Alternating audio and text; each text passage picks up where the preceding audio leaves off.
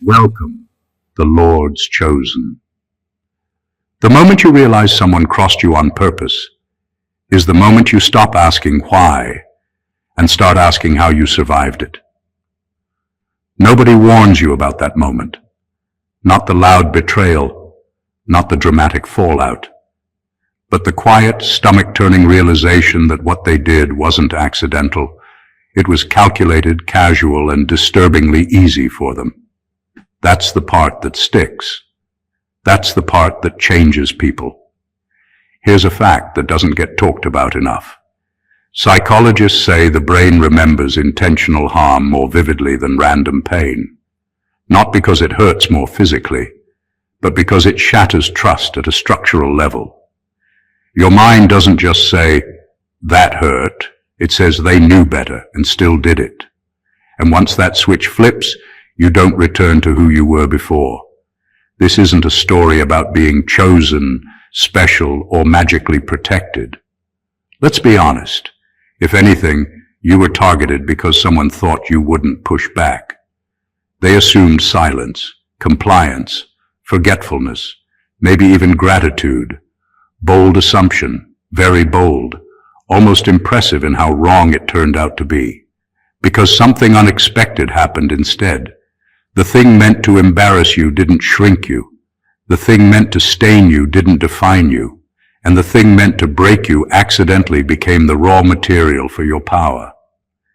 There's also a strange kind of humor in it, if you step back far enough. They really thought that would be the end of you. That one ugly move would close the chapter.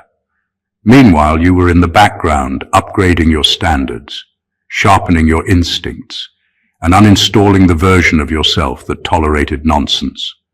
Tragic for them, inconvenient at best. This is about how something disgusting didn't ruin you. It refined you. How disrespect became education, how shock became clarity, and how the moment they underestimated you turned into the moment you stopped underestimating yourself. Stay with me, because this isn't motivation, it's recognition. Number one, what they did to you wasn't a mistake. It was a test of how disposable they thought you were. There's a big difference between someone messing up and someone making a quiet decision about your worth. Mistakes come with panic, backtracking, awkward apologies, or at least confusion. What happened to you didn't have any of that. It was clean, calm, almost casual. That's how you know it wasn't an accident. It was a test run, a moment where they asked themselves, without words, how far can I go with this person? And then they went there. They weren't curious about your feelings. They were curious about your limits. Would you speak up or swallow it? Would you call it out or excuse it for them? Would you stay or shrink? That's the part that makes it disgusting. Not the action alone, but the confidence behind it. They believed you were small enough to absorb it and move on like nothing happened. People like that don't need anger to cross lines. They need certainty. Certainty that you'll doubt yourself. Certainty that you'll explain their behavior better than they ever could. Certainty that you'll minimize your own reaction just to keep the peace. And for a moment, maybe you did. Not because you were weak, but because you were still operating from trust, while they were operating from advantage.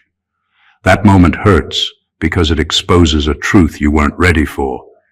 They had already placed you lower in their internal ranking, not openly, not dramatically, just enough to justify doing what they did without losing sleep. That realization stings deeper than the act itself.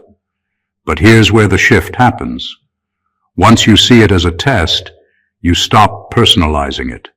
You realize it wasn't about your value. It was about their assessment of how much disrespect they could get away with. And once that clicks, something inside you tightens. You stop over-explaining. You stop negotiating your boundaries. You stop offering access to people who treat you like a trial run. They thought you were disposable. What they didn't realize is that tests don't just measure weakness. Sometimes they expose strength that hasn't been activated yet. Number two, The real disgust wasn't the act.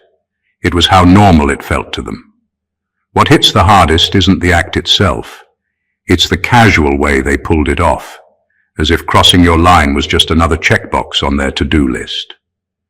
There's a kind of cruelty in normalcy, a quiet horror in watching someone treat your trust, your boundaries, or your dignity like it was nothing more than background noise. That's what leaves a mark deeper than anger ever could. The understanding that for them, what they did was ordinary. Nothing shocking, nothing worth questioning. It's not about them being cruel in the obvious dramatic sense. It's worse than that. It's their comfort, their ease. That's the part that shakes you. They didn't hesitate. They didn't flinch. They didn't glance at your face and pause to consider the impact. They acted like it was normal behavior, because in their world it was. That normalcy is a mirror that forces you to see just how skewed their sense of morality was. And suddenly, the issue isn't just the harm, it's the perspective they operated from. This normalcy forces you to confront something you can't ignore. People aren't always aware of their own toxicity, or worse, they know exactly what they're doing and don't care. That realization is sharp. It cuts deeper than anger because anger at least assumes you matter. Here, the disgust comes from understanding that you mattered only as long as you could be manipulated, tested, or taken for granted. That's what makes it so hard to forget. The raw, unapologetic indifference. And strangely, it's also the trigger for power. Recognizing how casually someone can harm you teaches a brutal lesson in self-reliance.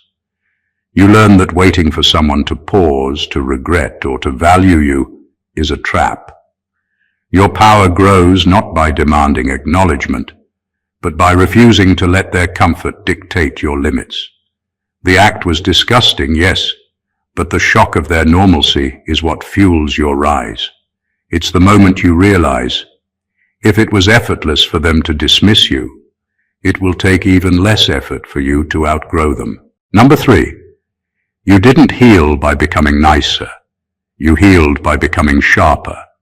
Healing isn't about smiling more, forgiving faster, or pretending nothing happened. That's the kind of advice people throw around when they want comfort, not results.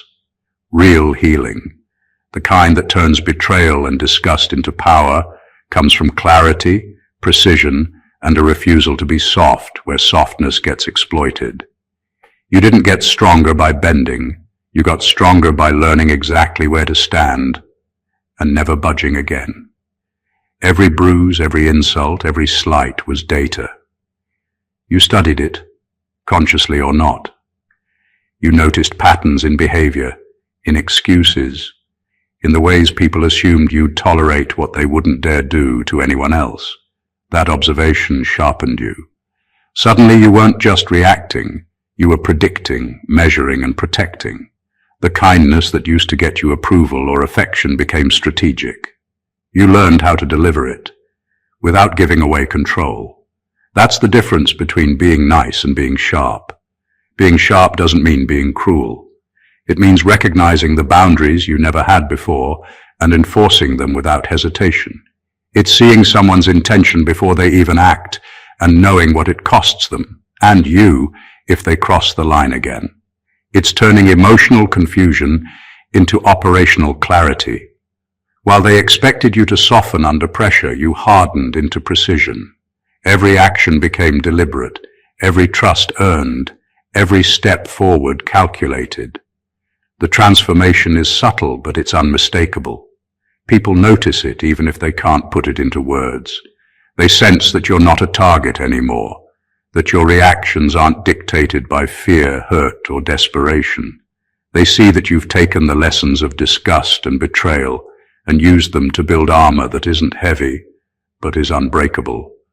You didn't heal by becoming more agreeable. You healed by becoming exact, by converting pain into skill, by turning vulnerability into insight. And that's the kind of strength no one ever sees coming. Number 4, the moment that broke you also removed your need for approval. There's a peculiar kind of liberation that comes from being broken. Not the dramatic kind people romanticize, but the quiet internal fracture where you realize that no one's opinion matters as much as you thought it did. Before that moment, you probably sought validation in every corner, friends, family, authority, strangers online, trying to measure your worth against someone else's approval. That pattern ends the moment you experience something raw, something so unsettling that you see clearly how little people actually consider your value. What's shocking isn't just the act that broke you, it's the revelation that people's respect, concern, or loyalty is often conditional, fragile, and self-serving. That's the turning point. You notice how little control you had over others' perceptions and how much power you gave away by chasing it. And when that bubble bursts, you stop caring what anyone thinks, because the only person who truly counts is the one who survived the storm you never asked for. That realization is terrifying at first, but then it becomes intoxicating. Removing the need for approval doesn't mean you stop caring altogether. It means you stop investing your energy where it doesn't matter. It means conversations, friendships, and decisions are measured by authenticity and alignment, not by whether someone will nod, clap, or praise you. The people who tried to break you become irrelevant, not because you hate them, but because their judgment no longer carries weight. Suddenly, your life is unrecognizable to the old version of you.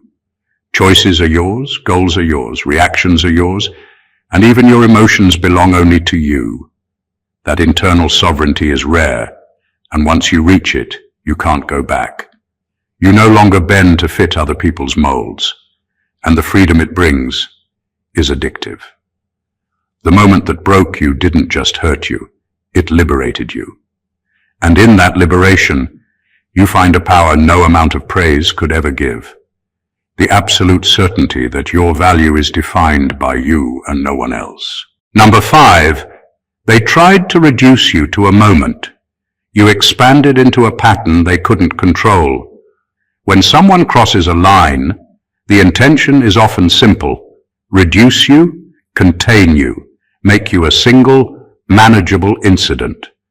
They want a snapshot, a reaction, a moment they can write off and forget. They hope that the damage will be quick, the memory short, and your response predictable. That's how they think control works, through temporary shocks and calculated discomfort. What they don't realize is that people who survive that kind of targeting don't stay moments. They become forces. The moment they thought defined you instead ignited a sequence. Every insult, every betrayal, every slight added up like invisible building blocks. You weren't collapsing, you were constructing. While they assumed you'd flinch, explain, or apologize, you were observing, learning, and adjusting. Your reactions became intentional. Your silence became tactical. Your choices became deliberate. By the time they realized it, the moment was gone. You weren't a single point of pain anymore. You were a moving pattern of clarity, boundaries, and strength they had no way to anticipate. This transformation isn't loud. It doesn't scream. It doesn't demand recognition. It's subtle but unstoppable. People like that only notice it when they try to manipulate or provoke again and fail. Every attempt to repeat the pattern that worked before now collapses against your new structure. The power they thought they had is gone because they underestimated the cumulative effect of your awareness, your discernment, and your refusal to be contained. They treated you as a moment, but you became a blueprint. Your reactions, your growth, and your strengthened instincts are now a pattern they cannot predict or control. And the brilliance of it isn't revenge, it's evolution. They thought they could finish you in a blink, but you used that same blink to expand, to fortify, and to redefine yourself. The moment they counted on to limit you turned into a lifetime's architecture of power they will never touch. Number 6. What disgusted you rewired your standards permanently. When someone crosses the line, it's easy to let the sting fade and slip back into old habits, accepting almost respect or half loyalty, because it feels easier than confrontation. But when what happened disgusts you, truly shakes you to the core, it doesn't just hurt. It forces a reckoning with yourself and with the world. You suddenly notice the invisible boundaries you were bending, the compromises you tolerated, and the people you allowed too close for far too long. That disgust becomes a teacher, and the lesson is brutal. You cannot return to your old standards without losing yourself again. Every act of betrayal or violation rewires your internal compass. What once seemed acceptable now feels intolerable. The people who expected silence or excuses find themselves replaced by an instinctive, unspoken filter that asks, is this behavior worthy of my attention, my trust, or my energy? You start noticing patterns in others that you used to ignore. The excuses, the manipulations, the subtle dismissals, everything becomes a signal rather than background noise. That awareness isn't a curse. It's a form of self-preservation that turns disgust into discipline. This rewiring goes beyond people. It touches everything. Work, friendships, relationships, even your daily decisions. You stop accepting less than what aligns with your dignity. You stop tolerating compromises that chip away at your focus or integrity. Disgust has a way of carving clarity into your life, removing the clutter of mediocrity and self-doubt. The power of this shift lies in its permanence. Once your standards are recalibrated by true disgust, there's no going back. You can't unsee, unfeel, or unknow what you've learned. And that's exactly the advantage. The world tries to test you again, but you are no longer the same person who would tolerate anything. The shock that once threatened to break you now guides your decisions with precision, ensuring that your boundaries are no longer suggestions. They are immovable lines drawn in fire. You've turned revulsion into instinct, and instinct into a shield that no one can penetrate. Number 7. You became dangerous the day you stopped needing them to understand. There's a subtle shift that happens when you stop trying to make someone see what they've done. At first, the urge to explain yourself, to justify your reactions, or to demand acknowledgement feels natural, almost necessary. You want them to recognize the harm, to feel some fraction of the discomfort they caused. But the moment you realize that their understanding isn't required for your survival, your influence, or your peace, something changes. You become dangerous, not in the obvious physical sense, but in a way they can't measure, predict, or contain. Before, their perception of you carried weight. Their approval, their apology, their recognition were like invisible levers pulling at your choices. You reacted, adjusted, and often forgave in the hope of being seen correctly. But when that need disappears, all their power evaporates. Their actions no longer define your emotions, your plans, or your value. You move through life without waiting for validation, without strategizing around their responses. That independence makes you untouchable in ways they never anticipated. This danger isn't loud. It's in the calm precision of your decisions, the subtle way your energy is no longer available for manipulation. It's in the freedom to act purely for yourself, without calculation for their perception. They may have intended to destabilize or break you, but in letting go of their understanding, you destabilize the system they thought controlled you. Every interaction becomes neutral territory.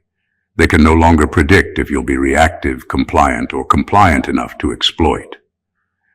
The truth is, people underestimate the danger of self-sufficiency. It's quiet, internal, and invisible to those who thrive on control. But it's unstoppable. Once you stop needing them to understand, you stop waiting for cues, excuses, or permission. You move with clarity, with boundaries, with purpose. And that is far more threatening than any confrontation, because it proves, without saying a word, that you are no longer theirs to shape, influence, or contain. You are dangerous simply because you are complete on your own terms. Number 8, they expected damage.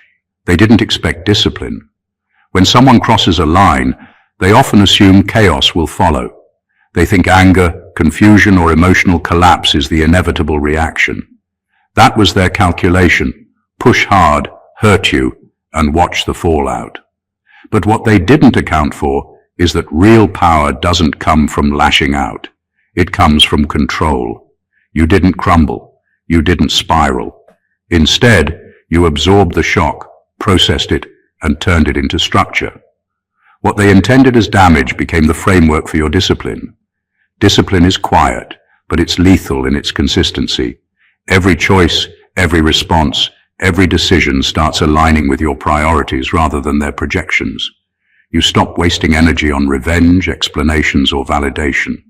You stop reacting in the moment because you've created a system inside yourself that evaluates, filters, and acts with precision.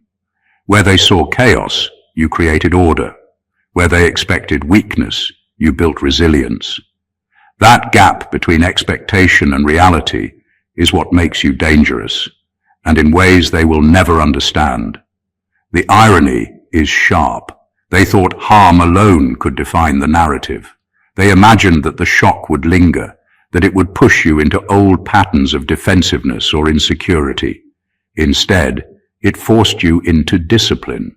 You developed sharper instincts, clearer boundaries, and a methodical approach to life that leaves little room for manipulation.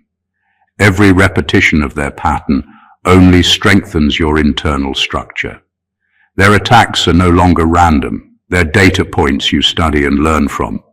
This discipline isn't about rigidity or control over others. It's control over yourself. It's the ability to act deliberately, to prioritize impact over emotion, to let go of what doesn't serve you. They assumed the event would leave you fractured and reactive, but instead it left you focused, precise, and nearly untouchable. The lesson is simple but profound. The ones who underestimate you assume chaos, but the ones who master themselves turn every attempt at harm into a blueprint for unshakable strength. You didn't just survive the hit. They accidentally forged the weapon that will define your path forward. Number 9. You learned that being chosen isn't about being loved. It's about being forged. The idea of being chosen often comes wrapped in warmth and admiration, like it's a reward or a blessing. But life has a darker, sharper definition. Being chosen isn't about approval or affection. It's about endurance, testing, and transformation. The people or situations that single you out don't always see your potential with kindness. They see it as something to challenge, to provoke, to push to the edge. That's the cruel truth. Being chosen doesn't protect you from harm. It exposes you to it, and only those who survive the heat emerge stronger. Every betrayal, every shock, every disgusting thing done to you becomes a forge. It strips away naivety and reveals patterns, instincts, and hidden reserves of strength. Love isn't always present in these moments. Sometimes there's only cold calculation, indifference, or outright hostility. But the experience forces refinement. It teaches you which boundaries to set, which energy to conserve, and which people or behaviors to eliminate. Being chosen in this sense is less about reward and more about preparation. It's a crucible that tests endurance and sharpens resilience. The beauty of this realization is subtle but transformative. You stop expecting comfort from those who select you for challenges, and you stop confusing survival with approval.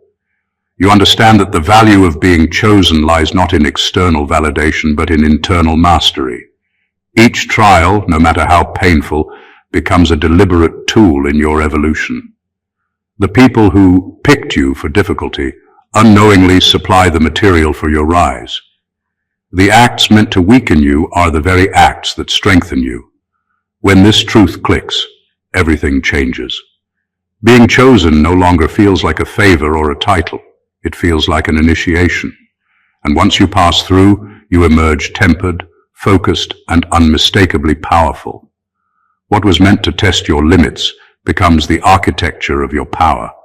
Love is optional. Survival and growth are mandatory. And in that clarity, you realize the ultimate irony. They thought they were defining your story, but they were simply building the protagonist. Number 10. The insult wasn't what they did. It was how small they thought your future was. What cuts the deepest isn't always the act itself. It's the assumption behind it. The real sting comes from realizing that they measured you, weighed you, and concluded that your potential didn't matter. They treated your presence, your talent, your life as though it could be minimized without consequence. That belief that you were small, unimportant, or replaceable is the true insult. Every cruel word, every betrayal, every act of manipulation is rooted in underestimation. And underestimation leaves a mark far sharper than anything physical. When someone assumes your future is small, they operate with confidence. They think they can push, provoke, or humiliate you without ever needing to fear your response. That arrogance is meant to dominate, to control, and to make you doubt your own worth. But that miscalculation is where the power shifts. Once you realize the scale of their error, you see the opportunity hidden in the offense. They were blind to the depth, the intelligence, and the resilience that existed inside you. What they thought was weakness is actually the raw material for your rise. The moment you internalize this, perspective changes everything. You stop arguing with them, stop explaining yourself, and stop seeking validation from people who never considered your potential. Instead, you redirect your energy. Every insult becomes a reminder of the gap between their perception and your reality. Every attempt to shrink you fuels your determination to expand, to excel, and to prove, quietly but undeniably, that their estimation was absurdly low. That's the brilliance hidden in the insult. They underestimated your future, but underestimated is the exact condition that forces greatness. You are no longer confined by their narrow vision. Each step you take forward, each boundary you enforce, each success you claim is a direct rebuttal to the smallness they imposed on you. The insult itself fades, but the fire it ignited never does. What they thought was inconsequential becomes the launchpad for your undeniable, unstoppable growth. Number 11. You stopped telling the story to be understood and started using it as fuel. There's a moment when the urge to explain yourself fades, when you realize that no one will ever fully grasp the weight of what happened. And that's the moment your power quietly ignites. For too long, you may have replayed the event in your head, rehearsed the explanations, tried to make sense of it for others, or even for yourself. You wanted acknowledgement, validation, or at least recognition. But eventually, you understand that these efforts only give the story power over you. The people who caused the harm weren't going to change. Their opinions weren't going to shift. And anyone else's understanding is optional. Once that clicks, the story stops being about being understood and starts being about fueling yourself. When you use the story as fuel, every memory of betrayal, every pang of disgust, every moment of pain becomes energy. It's no longer a wound, it's a tool. It sharpens your instincts, strengthens your boundaries, and clarifies your goals. You stop carrying it as baggage. You carry it as a blueprint for growth. Every mistake they made, every line they crossed, becomes a lesson etched into your strategy. The story becomes a map showing exactly what to avoid, what to watch for, and what to never allow again. This shift transforms your entire approach to life. You no longer act out of reaction, you act out of precision. Your past stops controlling your present, and instead your past informs it. You become proactive instead of defensive. Every action, every decision, every relationship is now guided by the energy that once threatened to break you. The people who hurt you may have hoped the story would trap you, but instead it propels you. You become unstoppable because the narrative no longer lives outside you. It lives inside you as strength, clarity, and focus. The story isn't about being understood, it's about being unstoppable. What once chained you now drives you forward, and that transformation is undeniable, irreversible, and devastatingly effective. Number 12. You no longer confuse familiarity with safety. One of the hardest lessons life hands you is realizing that just because someone has been around for a long time doesn't mean they're trustworthy. Familiarity creates comfort, and comfort often masquerades as safety. You begin to see that the people who hurt you weren't outsiders, strangers, or threats in the traditional sense. They were close, known, and familiar. That closeness is what made the betrayal sharper, but it's also what taught you the most valuable lesson. Proximity does not equal protection, and history does not guarantee loyalty. Before this realization, you may have given people the benefit of the doubt endlessly. You assumed that time invested or shared experiences automatically built trust. You might have ignored warning signs, dismissed inconsistencies, or overlooked disrespect, because familiarity convinced you that safety was inherent. But when someone familiar crosses a line, it strips away that illusion brutally and permanently. You learn that even people who have access to your life, your emotions, or your vulnerabilities can still be careless, manipulative, or indifferent. This clarity rewires how you operate. You start observing behaviors over history, noticing patterns instead of relying on past kindness or longevity. You understand that trust is earned constantly, not assumed automatically. You set boundaries, even with people who have been around for years, and you prioritize alignment over attachment. Familiar faces no longer give you automatic comfort.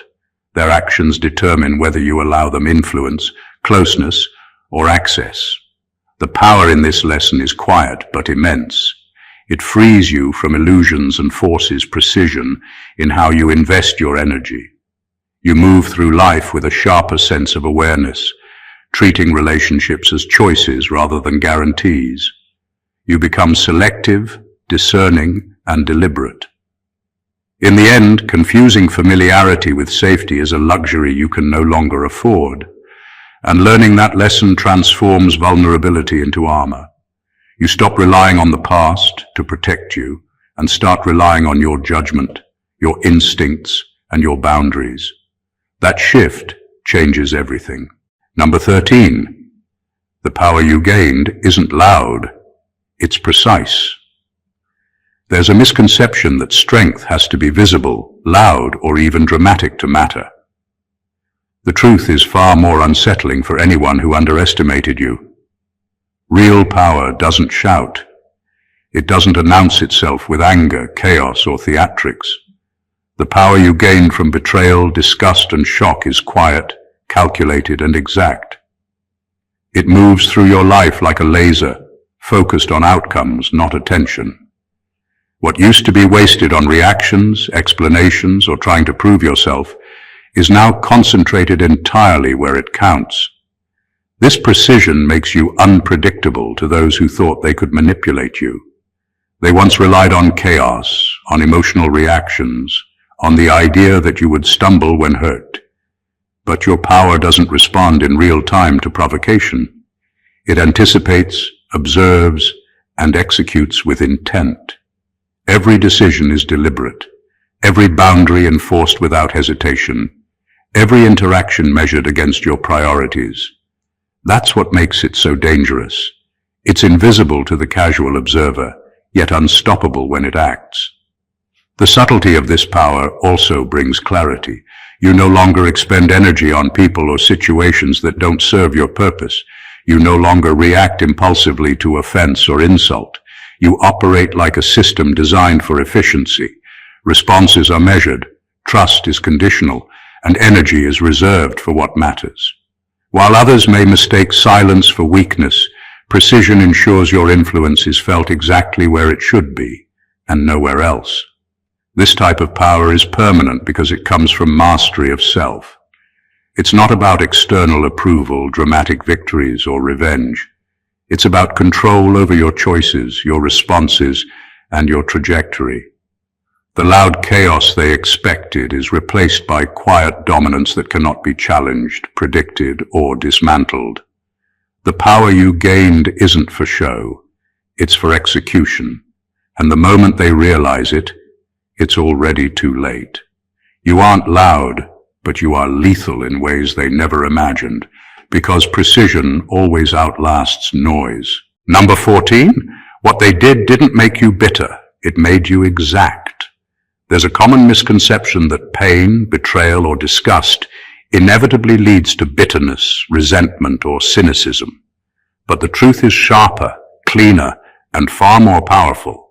The real transformation isn't about carrying anger, it's about becoming exact. Every act meant to wound you becomes a lesson in precision. Every violation teaches you where to draw lines, who to trust, and what to prioritize. Bitterness clouds judgment. Exactness owns it. And once you adopt exactness, life stops being a series of reactive moments and becomes a series of deliberate moves. Being exact means your time, energy, and attention are no longer up for grabs. You stop investing in people or situations that don't respect your boundaries. You stop guessing or hoping for understanding from those who never intended to give it. Every choice is measured, intentional, and rooted in experience. You know what will cost you unnecessarily and what will advance you purposefully. The power of exactness is that it leaves no room for waste, no tolerance for indecision, and no mercy for repetition of the same mistake. It's a quiet, relentless form of mastery. This exactness also transforms relationships. You no longer confuse familiarity with loyalty or history with reliability. Every connection is evaluated, every interaction intentional. You move like a force that is both subtle and unstoppable. People may not notice it immediately, but its impact is undeniable. The precision in your actions and responses makes you untouchable in ways that anger or bitterness never could. The ultimate irony is that what was meant to weaken you only refined you. The disgusting act, the betrayal, the shock, they were all raw material for a new version of yourself. You didn't collapse under their weight. You recalibrated. You became exact. And exactness is permanent. It's not about emotion. It's about structure, discipline, and clarity. Where bitterness burns out quickly, exactness endures, shaping every choice, every boundary, and every outcome with unstoppable intent. What they thought would break you ended up forging a version of you that cannot be misjudged, manipulated, or underestimated. Conclusion. What they did to you was meant to hurt, humiliate, and diminish. They assumed you would falter, fold, or shrink under the weight of their actions. But what they failed to realize is that every insult, every betrayal, and every moment of disgust was fuel for your transformation. You didn't just survive, you evolved. You became sharper, more disciplined, and far more precise than anyone could have predicted. You stopped seeking approval, stopped confusing familiarity with safety, and learned to turn every attempted wound into a blueprint for growth. The real power lies not in reacting, but in mastering yourself, in converting chaos into clarity, and in turning pain into exactness.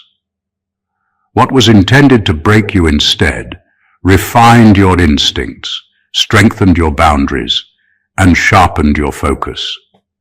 You became a force that operates quietly, deliberately, and irresistibly, unstoppable because it no longer relies on others' recognition or understanding. Every moment of underestimation, every act of disregard, became an opportunity to expand beyond what they imagined possible.